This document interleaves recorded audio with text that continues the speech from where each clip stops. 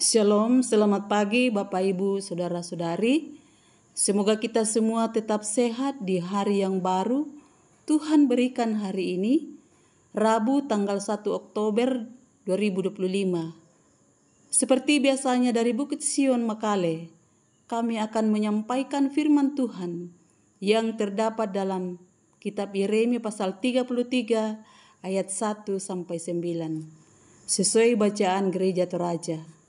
Namun sebelum membacanya, mari kita berdoa.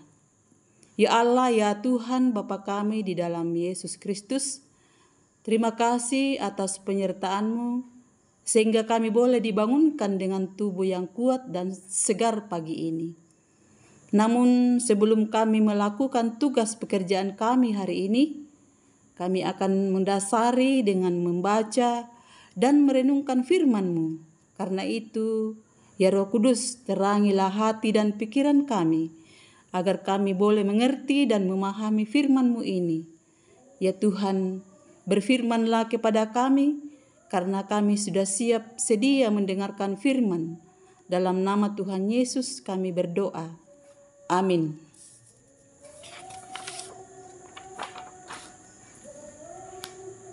Yeremia pasal 33 ayat 1 sampai ayatnya yang ke-9. Janji pemulihan keadilan Yerusalem dan Yehuda.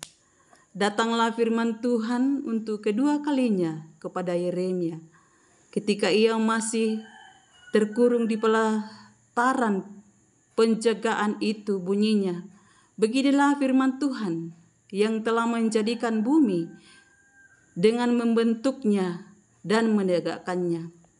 Tuhan ialah namanya. Berserulah kepadaku, maka aku akan menjawab engkau dan akan memberitahukan kepadamu hal-hal yang besar dan yang tidak terpahami, yakni hal-hal yang tidak kau ketahui. Sebab beginilah firman Tuhan Allah Israel mengenai rumah-rumah di kota ini dan mengenai gedung-gedung istana Raja Yehuda yang dirobohkan untuk dipakai terhadap tembok-tembok pengepungan dan pedang. Orang akan masuk bertempuran melawan orang-orang Kasdim, dan kota ini akan penuh dengan bangkai-bangkai manusia yang telah kupukul mati karena murkaku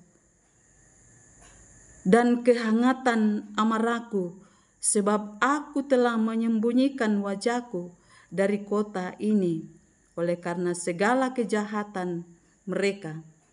Sesungguhnya aku akan mendatangkan kepada mereka kesehatan dan kesembuhan, dan aku akan menyembuhkan mereka dan akan menyingkapkan kepada mereka kesejahteraan dan keamanan yang berlimpah-limpah. Aku akan memulihkan keadaan Yehuda dan Israel dan akan membangun mereka seperti dahulu. Aku akan mentahirkan mereka dari segala kesalahan yang mereka lakukan dengan berdosa terhadap aku. Dan aku akan mengampuni segala kesalahan yang mereka lakukan dengan berdosa dan dengan memberontak terhadap aku. Dan kota ini akan menjadi pokok kegirangan, ternama, terpuji, dan terhormat bagiku di depan segala bangsa di bumi yang telah mendengar tentang segala kebajikan yang kulakukan kepadanya. Mereka akan terkejut dan gemetar karena segala kebajikan dan segala kesejahteraan yang kulakukan kepadanya. Amin. Tema renungan firman Tuhan pada pagi yang indah ini ialah secercah cahaya menembus kegelapan. Secercah cahaya menembus kegelapan.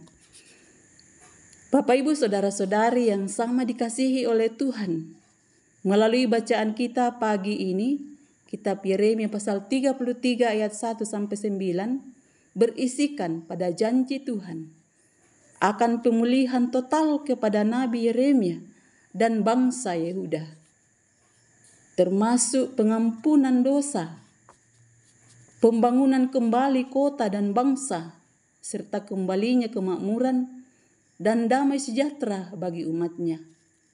Meskipun saat itu mereka dalam keadaan terpuruk, namun Tuhan tetap setia pada janjinya dan akan memulihkan umatnya yang berdosa, serta Yerusalem akan menjadi sumber kegembiraan dan kehormatan baginya di mata dunia.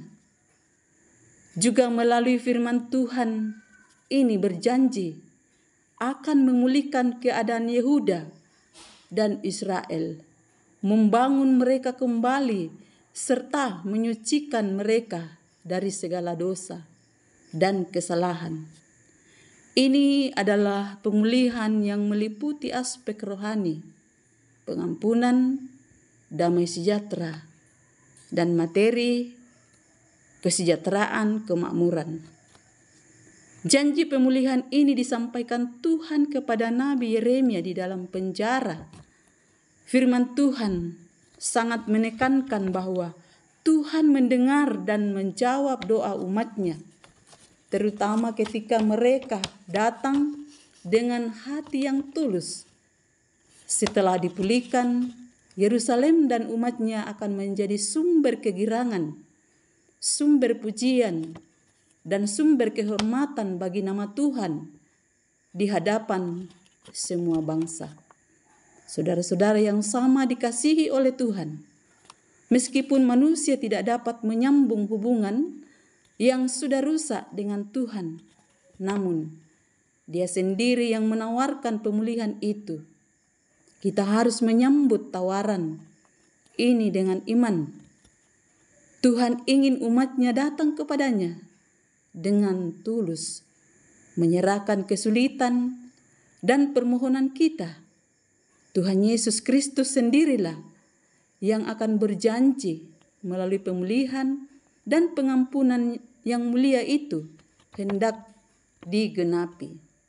Ia menyediakan pembersihan dari dosa dan memulihkan hubungan dengan Tuhan yang sudah rusak.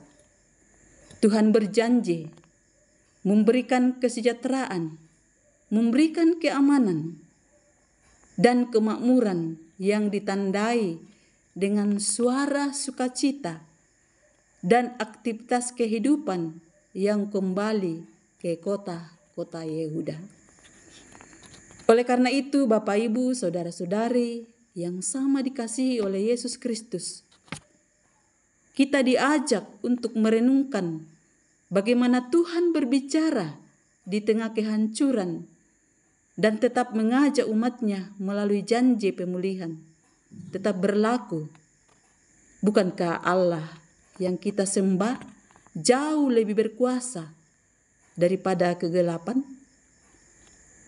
Segelap apapun kegelapan itu tidak akan menyembunyikan terang melalui karya penyelamatan Yesus Kristus dengan mengakui dosa-dosa kita dan tetap bersyukur atas pemulihan dan pengampunan itu. Semoga Roh Kuduslah senantiasa menolong dan menyertai kita semua. Amin, firman Tuhan. Mari kita berdoa. Kami kembali tunduk di hadapan hadirat-Mu saat ini ya Tuhan. Terima kasih kebenaran firman-Mu yang dapat kami dengarkan pada pagi hari ini. Kiranya hikmat Tuhan tetap menerangi kami dan Roh Kudus senantiasa memampukan untuk tetap melakukan firman. Kami berdoa kepadamu, mendoakan umat Tuhan di mana saja berada, dalam kehidupan masing-masing, dalam tugasnya masing-masing, dan tanggung jawab Tuhan yang Tuhan percayakan kepadanya. Tuhan kiranya tetap menuntun dan menjaga agar dapat hidup sesuai dengan kehendak Tuhan.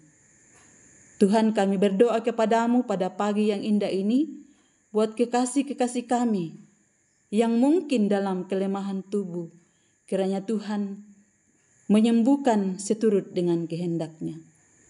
Kami berdoa buat saudara-saudara kami yang mengalami duka cita. Tuhan kiranya menghibur segenap rumpun keluarga. Kami berdoa ya Tuhan kepadamu saat ini, mendoakan akan kekasih-kekasih kami yang dalam lanjut usia. Kiranya Tuhan tetap menuntunnya sehingga mereka tetap mengalami sukacita yang dari Tuhan.